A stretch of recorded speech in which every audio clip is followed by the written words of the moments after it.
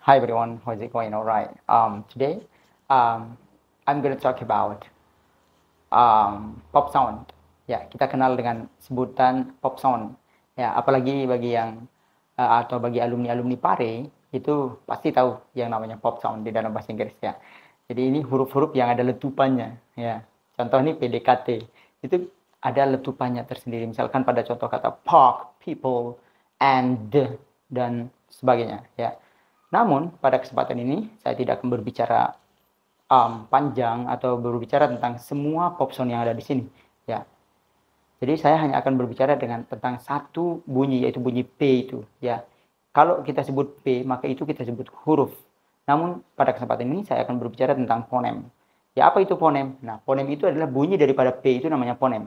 Kalau saya tulis seperti ini P, ini dibacanya P. Tapi kalau ada slash atau garis miring, kemudian ada P kecil, maka itu adalah bunyi yang kita sebut dengan fonem. Ya, ini fonem. Sudah beda nama ya. Oke.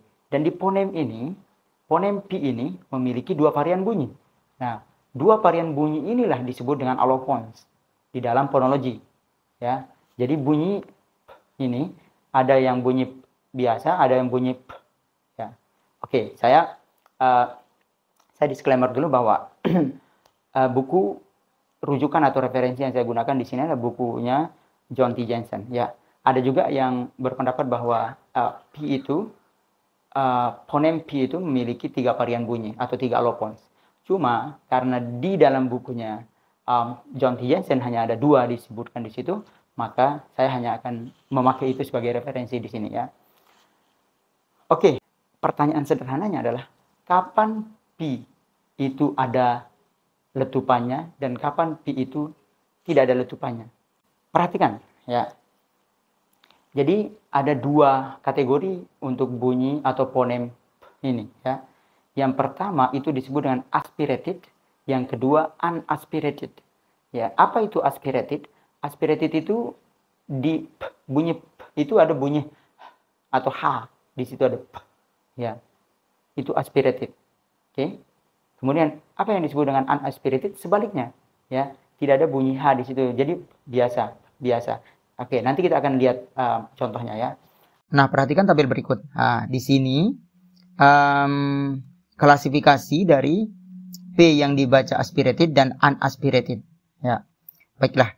Mari kita lihat. Yang pertama itu P jika berada di awal kata, maka dia harus diletupkan atau dibunyikan aspirated. Ya. Contoh di sini kata pin, ya, pin, ya, bunyinya adalah pin. Kemudian yang harus diletupkan ya, pin. Kemudian yang kedua, jika sebelum P itu ada huruf S, maka di situ tidak diletupkan. Artinya dibaca seperti spin biasa, spin. Kemudian yang ketiga, ketika P itu ketika P itu diapit oleh 2 bunyi vowel. Nah, di sini contohnya ada kata appear. Nah, apa arti antara V yang pertama sama V yang kedua? Nah, V di sini maksudnya adalah vowel ya, ingat, vowel. V yang ada titik di atas itu disebut dengan stressed vowel. Ya. Ada stress vowel. Contohnya di sini kata appear. Itu ada stress vowel di vowel kedua yaitu air. Itu stress vowel. Itu disebut dengan stress vowel. Oke, kemudian yang terakhir, jika P itu diapit oleh 2 vowel lagi, tapi vowel yang kedua, ya, vowel yang kedua itu stressless vowel namanya, ya. Stressless vowel. Artinya tidak ada tekanan di bunyi vowel yang kedua. Jadi happy biasa. Jadi bukan happy, I'm happy, no. Tapi I'm happy biasa, happy. Oke. Nah, coba kita perhatikan contoh-contoh berikut ya. Antara aspirated P dan unaspirated P atau aspirated P dan unaspirated P. Nah, coba kita lihat di sini. Untuk yang aspirated di sini ada 5 contoh katanya. Yang pertama itu ada pin, parade, appear, topaz. Kemudian ada kata play. Nah, ini semuanya dibaca aspirated. Ya, artinya letupan, ada letupannya.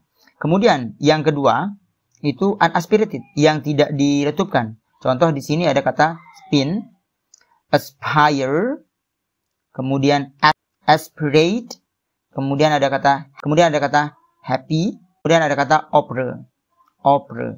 Okay. I think it is enough for today, and thank you for watching, and assalamualaikum warahmatullahi wabarakatuh.